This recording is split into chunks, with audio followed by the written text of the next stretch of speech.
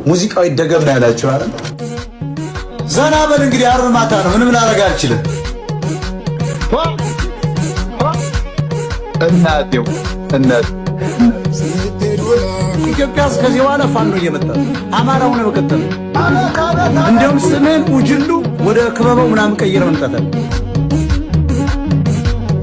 ኢጩ እምፑ የምትባሉ ደግሞ ጴጥሮስ ምናምን እያላችሁ ነው። እነ ወራክሳ እነ መገርሳ ሚደቅሳ ሚልኬሳ እነ ሳቢሳ ሳሳ ቀይሩ ሰብጨን ምናምን